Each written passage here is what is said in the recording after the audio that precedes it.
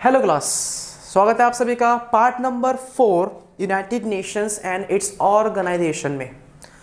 आज हम बेटा इस पार्ट में डिस्कस करने वाले हैं एक टॉपिक जिसका नाम है इंडिया एंड यूएन रिफॉर्म्स।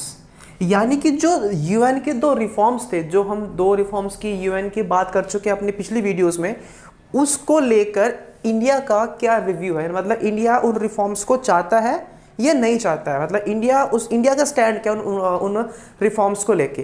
तो अगर हम रिफॉर्म्स की बात करें, so India has supported the restructuring of the UN on several grounds.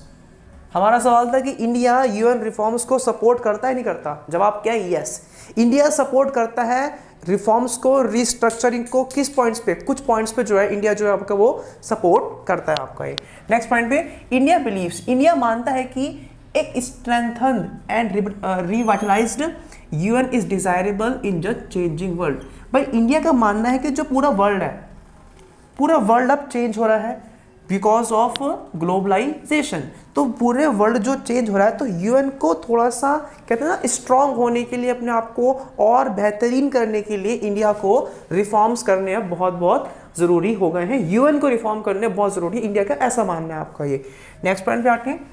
India also believes that development should be the central to the UN agenda. यानी कि इंडिया मान रहा है कि डेवलपमेंट तब होगी जब यूएन में रिफॉर्म्स किए जाएंगे। यूएन का जो मुद्दा है, जो एजेंडा है मेन, वो आपका डेवलपमेंट होना चाहिए। क्यों? ताकि पूरे वर्ल्ड का फोकस उसकी सिक्योरिटी पे हो, पूरे वर्ल्ड का फोकस जो है वो इंटरनेशनल पीस पे हो, पूरे वर्ल्ड का फोकस डेवलपमेंट पे हो। अगर यूएन ऐसा करे, ये इंडिया का पॉइंट ऑफ व्यू है। इंडिया का ऐसा बिलीव करता है कि इंडिया बिलीव्स कि यूएन को रिफॉर्म्स करने चाहिए, और अगर रिफॉर्म करेगा यूएन तो फ़ायदा किसका होगा? फ़ायदा खुद यूएन का ही होगा और पूरे वर्ल्ड का भी साथ साथ आपका चलेगा फ़ायदा। नेक्स्ट पॉइंट पे, इंडिया के अनुसार जो सिक्योरिटी काउंसिल के 5 परमानेंट मेंबर्स है ना, वो गलत है। यानी कि static composition of security council is not appropriate. Bharat मानता है कि ये शुरू से लेके 1945 से लेके 2005 तक यही मेंबर्स है, तो ये गलत है, ठीक है। और इंडिया बिलीव करता है कि it harm the representative character of the UNSC. एक तरफ यूएन कह रहा है कि मैं पूरे वर्ल्ड को करता हूँ रिप्रेजेंट, और दूसरी ओर सिर्फ 5 कंट्रीज पूरे वर्ल्ड की सिक्योरिटी काउंसिल में है, जो कि बहुत गलत है। तो इंडिया यहाँ पे इस चीज़ को बिल्कुल डिनाई कर रहा है कि भाई भारत को मतलब यूएन में ऐसा नहीं होना चाहिए।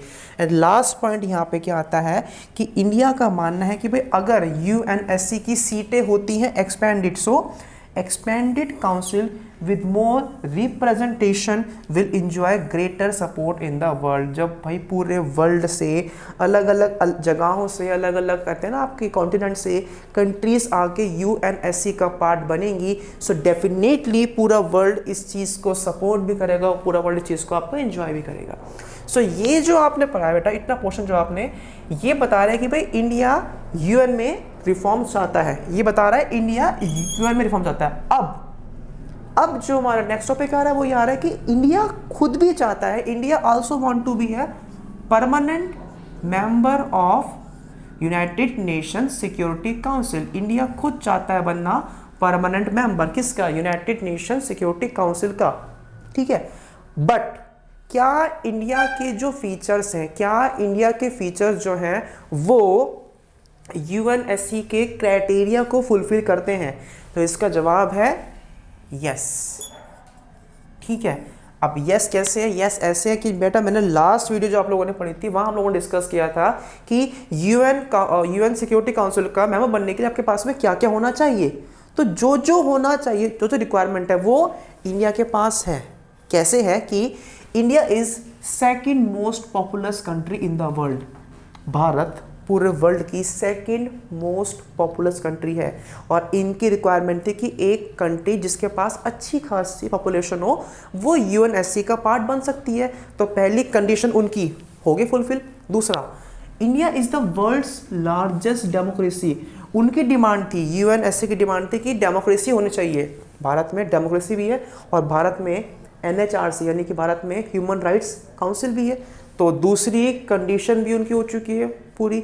नेक्स्ट दे वांट कि एक ऐसी कंट्री जो मिलिट्रिकली स्ट्रांग हो, यानी कि मिलिट्रिकली और इकोनॉमिकली स्ट्रांग हो। तो अगर देखा जाए तो India's economic emergence on world stage is another factor that justifies India's claim, यानी कि भारत इकोनॉमिकली जो ग्रो हो रहा है, ठीक है ना, जो एकदम से बड़ा उछाल मार रहा है ग्राफ में, वो भी एक फैक्टर है। ठीक है, नेक्स्ट पॉइंट यहाँ पे आया, अगर if you want to add कि भारत मिलिट्री के लिए भी काफ़ी अच्छा परफॉर्म कर रहा है, तो जितने मोस्टली जो फैक्टर्स जो आपका था क्राइटेरिया यूएनएससी का, वो इंडिया फुलफिल कर रहा है। नेक्स्ट पॉइंट पे आते हैं, India has also made regular financial contributions, Bharat ने टाइम टू टाइम डोनेशंस दिए हैं, कंट्रीब्यूशन दिए हैं यूएन में and to the UN and never faulted on its payment. Bharat कभी भी लेट नहीं होता है, कभी चूकता नहीं है या कभी फ्रॉड नहीं करता है इन चीज़ों के अंदर। और last but not the least, India's diversity is an advantage for UN, for India. ठीक है ना, जो भारत की जो अनेकता में एकता वाली फिलॉसफी है ना, वो भारत के लिए एक एडवांटेज है। तो अब आप खुद देखो कि जो यूएनएससी का था क्राइटेरिया, उस क्राइटेरिया की जो थी कंडीशंस, उन कंडीशंस पे हमारा जो इंडिया, हमारा जो भारत है, वो पूरा फुलफिल कर रहा है। लेकिन जो पाकिस्तान से हमारे इंडिया के डिस्प्यूट्स हैं, कुछ उस कारण से भी भारत को यूएनएससी में परमानेंट सीट नहीं मिल पाती है। ठीक है भैया, तो ये जो बच्चों हम लोगों ने एक कंसेप्ट कर लिया है, ये हमारा बिल्कुल कंसेप्ट एक डन हो चुका है। अब इसके बाद जो हम करने वाले हैं वो क्या है, वो हम लोग अब देखते हैं इसके बाद हम क्या करने वाले हैं। हाँ जी बच्चों, so our next topic is the UN in a unipolar world. यहाँ पे यूनिपोलर का मतलब समझते हो आप? इसका मतलब यहाँ पे ये है कि आप सभी जानते हो कि हमारे पास दो पावर्स थी, एक यूएस और एक यूएसएसआर। तो यूएसएसआर के कोलैप्स होने के बाद में यूएस अकेला बच गया और पूरे वर्ल्ड में यूएस की हेजेमनी हो गई है। तो क्या यूएन यूएस की हेजेमनी को, यूएस के डोमिनेंस को बैलेंस कर पाएगा?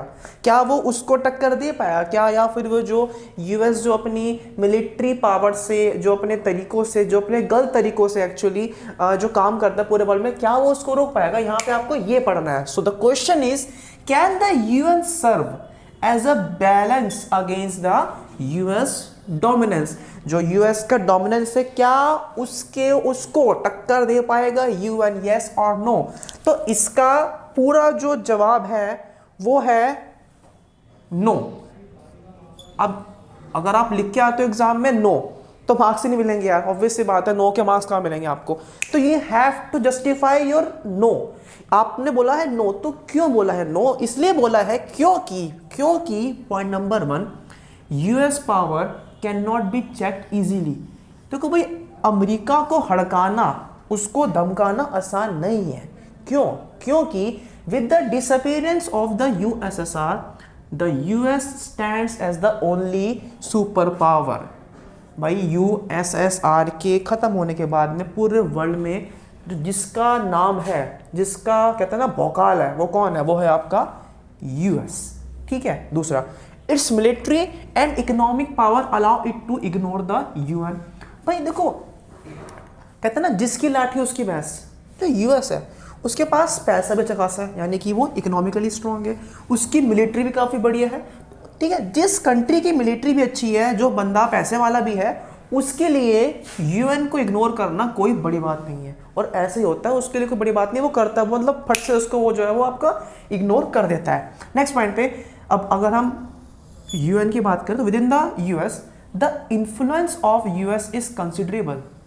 ठीक है, विद इन द यूएन, मुझे माफ कर देना बच्चों, यहाँ पर थोड़ी मुझे गलती हो गई है। ठीक है, तो with in the UN the influence of US is considerable, मतलब कहते हैं ना कि यूएन के अंदर ही भौकाल है किसका? यूएस। कैसे? कि as the single largest contributor to the UN, जितना पैसा देता है ना यूएन को, कौन? अमेरिका, वो बहुत अपने आप में एक बहुत बड़ी बात है।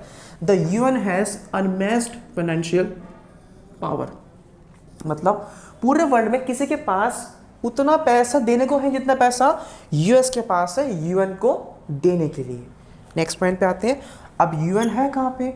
यूएन जो है वो खुद यूएस की टेरिटरी में। तो कभी सुना है क्या आपने कि किराएदार मकान मालिक को हड़काएगा? नहीं। तो भैया ऐसा है कि ये है किराएदार और ये है मकान मालिक। ठीक है ना, तो ये इसे हड़काता ही नहीं है, उसे पता है खाली करवा लेगा उससे। नेक्स्ट, अगर हम बात करें यूएन ब्यूरोक्रेसी, यानी कि अगर हम यूएन की आपकी टीम की बात करें, उसके हम लोग ब्यूरोक्रेट्स की बात करें, तो वहाँ पर भी बहुत सारे यूएस के लोग हैं। या the US also has many national in the UN bureaucracy, ठीक है, तो ये पॉइंट भी हो गया आपका। और last but not the least, आप सभी जानते हैं यूएस के पास है वीटो की पावर। तो ऐसा कोई भी फैसला जो यूएस के खिलाफ जा रहा हो उसको रुकवाना बड़ा आसान है। क्यों?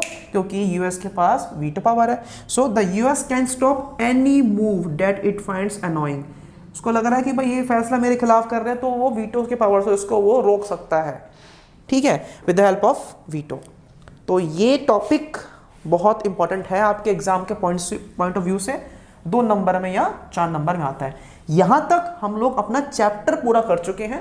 अब आपका होमवर्क क्या है, करना आपको ये है कि पेज नंबर 84 से लेके 96 तक जितने भी आपकी बुक में ऊपर ग्रीन कलर के बॉक्स दिए जिसमें लिखा पड़ा है IMF, IAEA, उन सबको आपको लिख के लर्न करना है और मुझे आपको व्हाट्सएप पे वो PDF बना के भी भेजना है। साथ ही साथ इस चैप्टर पूरा होने के बाद हम लोग जो CBSE ने इस साल ऐड किया है कोर्स, उसको भी हम लोग अब कवर करेंगे अपनी नेक्स्ट वीडियोस में। थैंक यू सो मच यार देखने के लिए वीडियो। मिलते हैं आपसे बहुत जल्द हमारी नेक्स्ट वीडियो में।